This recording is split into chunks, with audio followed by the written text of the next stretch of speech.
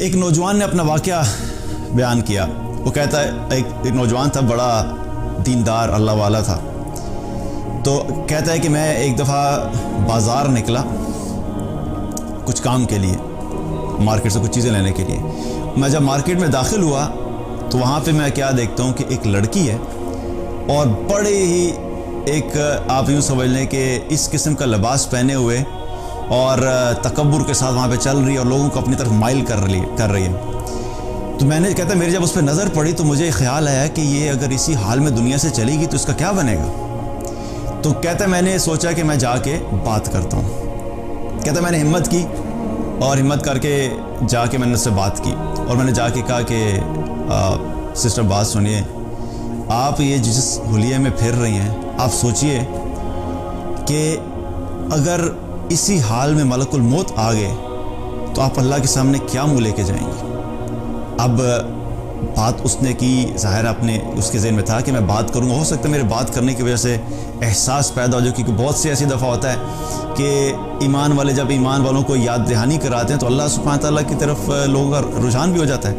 تو کہتے جب میں نے بات کی تو میں نے سوچا شاید اللہ تعالیٰ دل میں ڈال دے.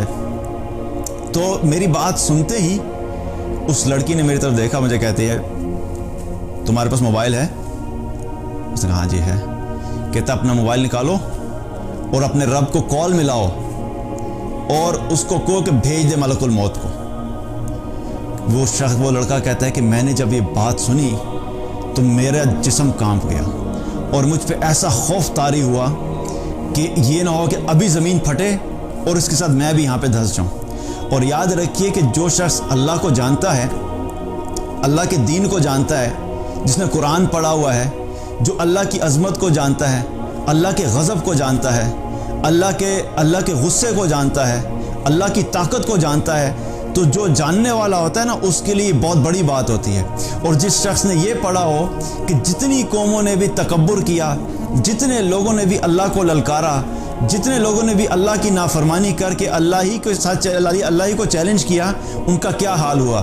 جو یہ جانتا ہو کہ قوم نوح نے جب اللہ کی نافرمانی کی تو اللہ نے قوم نوح کے ساتھ کیا کیا, قوم عاد نے جب اللہ کی نافرمانی کی اور تکبر کیا تو قوم عاد کے ساتھ اللہ نے کیا کیا, قوم سمود کے ساتھ اللہ نے کیا کیا, قوم شعیب کے ساتھ اللہ نے کیا کیا, قوم لوط کے ساتھ اللہ نے کیا کیا. جو اللہ اتنا طاقتور ہے کہ اتنی بڑی بڑی قوموں کو, اتنے بڑے بڑے جائنٹ جیسے جو انسان دنیا پہ آئے ان کو ہواؤں سے اڑا دیا, کسی کو پتھروں سے اڑا دیا, کسی کو فرشتے کی چیخ سے اڑا دیا. تو جو اللہ اتنا طاقتور اور اتنی بڑی بڑی قوموں کو ختم کر سکتا ہے, وہ ایک لڑکی یا ایک انسان جب اللہ کو للکارے گا تو اللہ سبحانہ تعالیٰ نہیں کر سکتا کیا. تو کہتے ہیں کہ میں وہاں سے بھاگا, مجھے خوف ایسا طاری ہوا کہ میں آگے چلا گیا. میں نے کہا میں چھوڑ دیا. میں تھوڑا سا آگے گیا تھا اپنے کام سے, مارکیٹ کے کنارے پہ پہنچا. اتنے میں کیا دیکھتا ہوں کہ پیچھے سے چیخو پکار کی آواز آ رہی ہے اور لوگ رو رہے ہیں. میں واپس جب آیا میں نے دیکھا پتہ نہیں کیا انسیڈنٹ پیش آیا. کہتا جب میں واپس آ کے پہنچا تو کیا دیکھتا ہوں کہ وہ لڑکی اسی جگہ پر مری پڑی ہے جہاں پہ اس نے یہ کہا تھا کہ بھیجو ملک الموت کو. اللہ اکبر کبیر. کہتا جب میں نے اس کو اس حال میں دیکھا تو میں وہاں سے پھر رک نہیں سکا اور پھر میں وہاں سے بھاگا اور میں یہ سوچا کہ کس طرح انسان اپنے آپ کو کیا سمجھتا ہے اور اللہ کے سامنے کس طرح اللہ کو للکارتا ہے. تو یاد رکھیے کہ ایک ہے گناہ کرنا اور گناہ ہونے کے بعد اس گناہ پہ قائم ہو جانا اور پھر تکبر کرنا اور پھر اللہ ہی کو للکارنا شروع کر دینا. یہ بہت بڑا ظلم ہے اور انسان کبھی کبھی شیطان کے ایسے وسوسوں میں آ جاتا ہے اور ایسے برے طریقے سے ٹریپ ہو جاتا ہے کہ اس کے دل سے اللہ کی عظمت بالکل ختم ہو جاتی ہے.